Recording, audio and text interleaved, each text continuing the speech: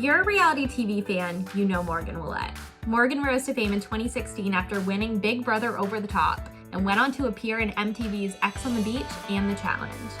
Now she's a co-host on the Quarter Life Crisis podcast and a personal trainer with her own business, Move Like Morgan. Morgan joined 10 Minute Talks to share how we can meet our health and fitness goals this year. This is our conversation. My story's a little different than I feel like a lot of people's because it, again, started on reality TV. Like most people know, I was on Big Brother. Then I went on 2 different reality TV shows. And then from there, I got off and I remember just thinking like, what am I going to do with my life? Like, what is the next step? I knew I had gained a following. I knew obviously it would be easy to go into social media, influencing all that stuff, but I wanted to give back to people. That was my main thing. I did not want to just post on Instagram pretty photos, which no, not hating on anyone who does that, but I wanted to be able to provide my audience something. So that's how I started posting my workouts. I've always been very passionate about fitness. I have been a cheerleader my whole entire life, always been very athletic. I started working in a boxing gym, then kind of started working at Soul Cycle. So I caught what I called the sweat high.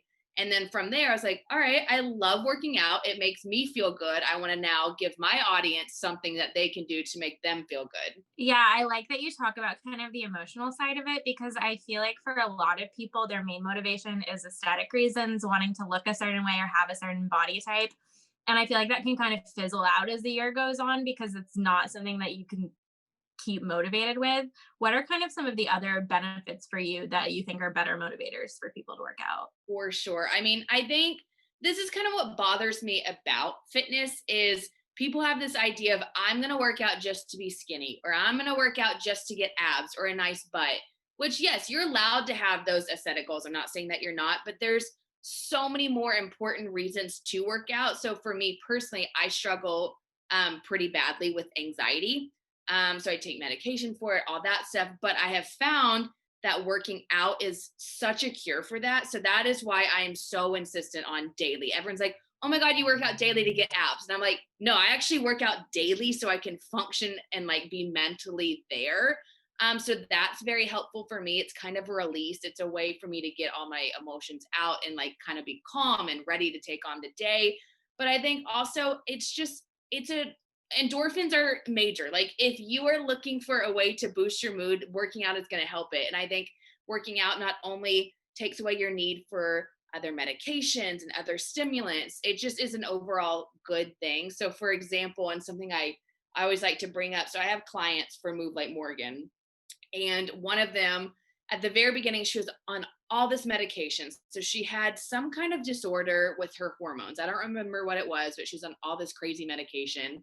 And then by the end of the 60 days, when she was working out consistently, eating right, she reported back to me and she went to her doctor and they were able to take her off all of that medication.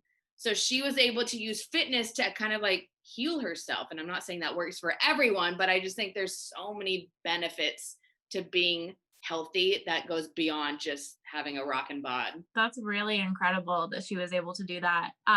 For someone who's starting off this year and hasn't done a consistent workout program before, what would you recommend is kind of the first step for a true beginner? I would find some kind of guidance, whether it is an accountability buddy, which I think is very helpful to have someone do it with you, or an online coach or a program you sign up for. Because I think the hardest thing for people with fitness is just starting, knowing what to do and having that confidence to just do it. A lot of people go to the gym and they get overwhelmed and then they quit. So I think the first step would be finding someone. There's a lot of online coaches, whether it is joining my Move Like Morgan fitness group, not to self promote, but a lot of people in there will post and be like, hey, like, I really want to do something. Who's looking for an accountability buddy? And then someone will shout out and be like, hey, like, I kind of have the same goals. So I just think for me personally and for everyone out there, it's so much easier to have someone to do it with you. Touching on the feeling of being overwhelmed with working out, I think that's one of the things with the internet too, is there's so much false information. I felt at times the only way you can successfully work out is if you're doing like 2 hours of cardio every single day, which not many people have time Megan, that for. hurts my heart hearing that. Yeah, no, it can be like so overwhelming that you don't even want to start. And so that can be another issue with motivation too.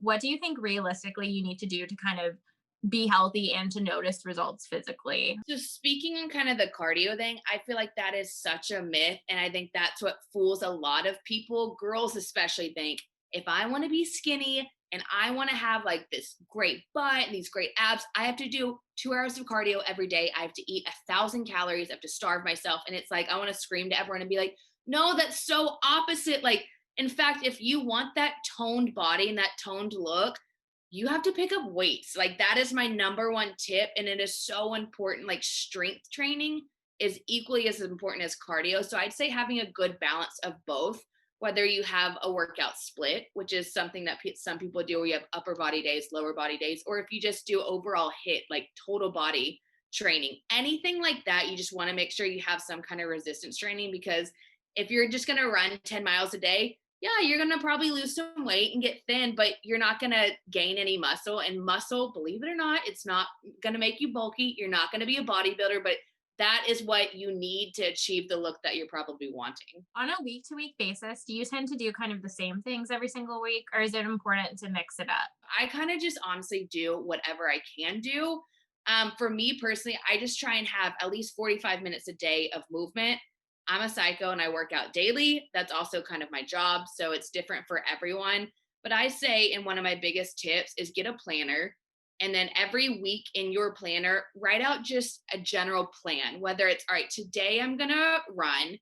Tomorrow I'm going to do a hit workout I found on Instagram. This day I'm going to do upper body, just so you can look at it and kind of have a like general plan versus being like, I don't know, I'm going to go to the gym. I get overwhelmed. So I'm just going to stick to doing the elliptical. I think another one of the reasons that people don't stick to a workout routine is because people don't tend to prioritize, especially women, things that are just good for themselves. I think something that feeds into that too is kind of skipping stretching and skipping like the prep work and eating the right things before you work out. Can you talk about kind of the importance of doing that back end work to make sure you're not injuring yourself when you're Oh working my out? gosh, it is so important and I think that's what a lot of people forget.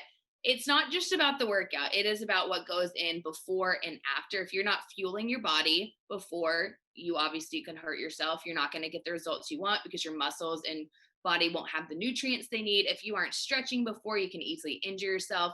And that's kind of the point I like to remind people is like, yes, I know you're in a hurry and you want to get that workout done as quick as possible, but if you don't take that 5 minutes to do like a dynamic warm up, you're going to pull a muscle and then you're out for 2 months. So, what would you rather do? Spend 5 minutes preparing or spend 2 months in bed, kind of not being able to move? So, I think that's super important. A good rule of thumb for people, what a lot of people don't realize is with a workout, some people think that you need to do like static stretching before, which is good. But my rule of thumb and what I tell my clients is you should do a dynamic warm up before. So that's where you're moving, you're getting your heart rate up, you're kind of warming up those muscles, and then do a static stretch after. So that's where you're sitting in one position, you're doing like a straddle, all that stuff. So that's a good rule of thumb. And then again, nutrition. A lot of people are like, I'm going to starve myself and then go work out and I'm going to be super skinny. And it's like, yes, you can do that, but your body needs fuel. Like carbs are not the enemy, fats are not the enemy. Like if there's anything I wish people could realize is like food is not your enemy. You actually need it and it's actually good for you. A lot of my clients, they start tracking their food and they're like, I was eating 1,000 calories a day and they're supposed to be eating like over 2,000 calories a day. So food is not the enemy. Stretching is not the enemy. Yeah, one of the things I love about the stuff you post is that you're not restrictive in what you eat. Can you kind of talk about that and what a normal day of eating looks like for you? I went a lot of my life restricting myself. I would say up until like the past couple years, I was pretty like I had some disordered eating habits where I would restrict myself. I'd eat super healthy during the week. And then I would get to the weekend and I would just go insane. Like I'd want margaritas and food and I would get Ben and Jerry's late at night. And I thought, and that's okay because I barely ate anything during the week. And it was just such a bad cycle because it's so unhealthy to binge like that. So that's why I always tell people like, if you're craving something, have it. Like everything is okay in moderation. So if you want some chocolate, yeah, have a little bit. And guess what? By eating that, then you're not going to go eat the whole entire cookie cake that weekend because your body has gotten what it needs. So definitely that is important. Right now, and I always tell people I just eat intuitively. And I think that's so important. A lot of people think they have to count every single thing. And yes, yeah, if you have certain goals, that's totally okay. That's what I tell my clients to do. But if you're worried, like just eat intuitively, eat clean. If you crave ice cream, have a little bit. If you want a glass of wine, have a little bit and then move on. I think that's the biggest thing is a lot of people that I've seen with fitness feel this guilt whenever they eat something bad and they punish themselves for it.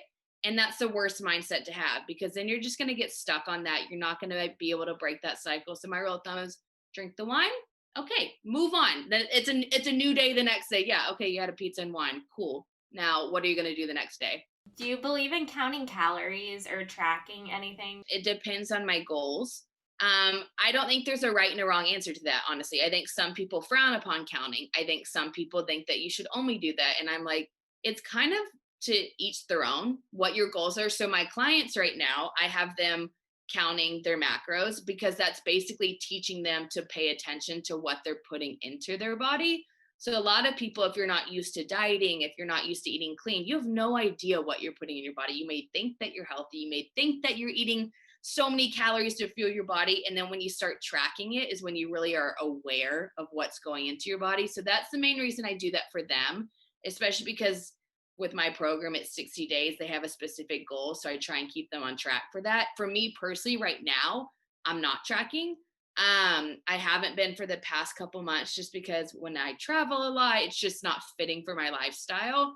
I will say I'm about to start working with a trainer because I have some specific goals I want to meet. Basically, I would like to build a booty because I am shaped like what I call a refrigerator. So I'm working with the trainer, so I will be counting for that. But again, it just depends on your goals. If you want to just eat healthy, if you want to build muscle, it to each their own is what I always say. Even if you don't have those voices on the outside inserting their opinions on your fitness, your eating habits, we have that voice in our heads constantly. Do you have any advice for dealing with that and how to replace kind of the shame that you might feel for slipping up with something that's more useful?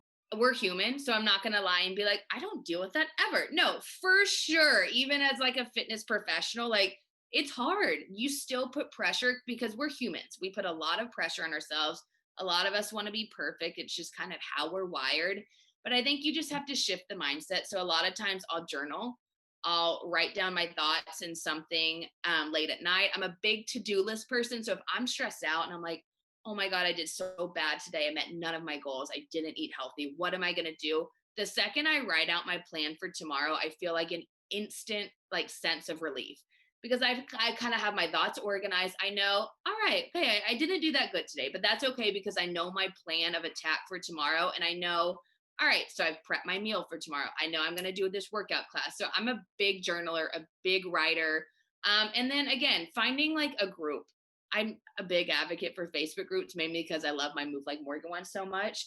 But like people will go in there and just be like, yo, I'm struggling. And you'd be so surprised. There's so many people who are like, oh my God, I'm in the same boat as you. And then you guys can realize like you're not alone. And the second I feel like you're not alone is when it gets so much easier to let those thoughts go. I don't know if you've ever seen that quote that goes around from time to time where it says something like, make tiny promises with yourself every day. Like, I'm going to make my bed in the morning and then do it.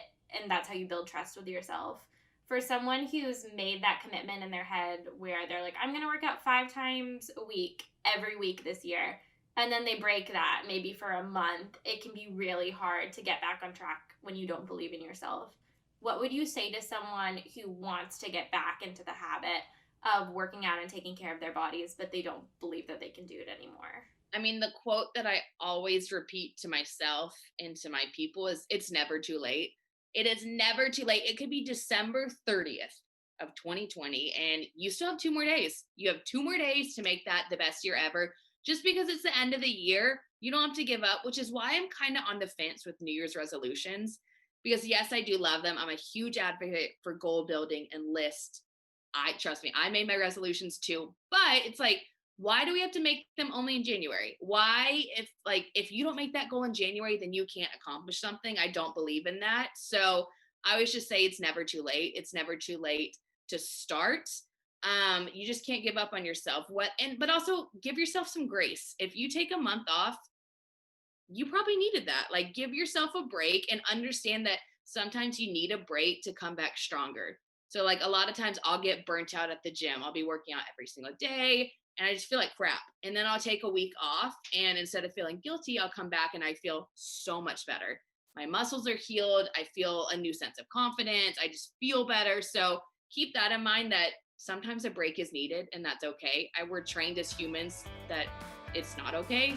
It's not that we're giving up or not trying. And it's like, no, sometimes you just need a break and then you can pick up where you started. That was my conversation with Morgan. If you're interested in training with her, you can head to her website, movelikemorgan.com, or visit her Instagram at movelikemorgan.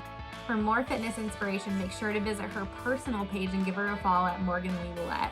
For more episodes like this, make sure to subscribe and leave a review because I'm going to have Morgan back in the next few weeks to talk about how she forged her own path and started her own business. Until next time, remember you're loved, you matter, and you've got this.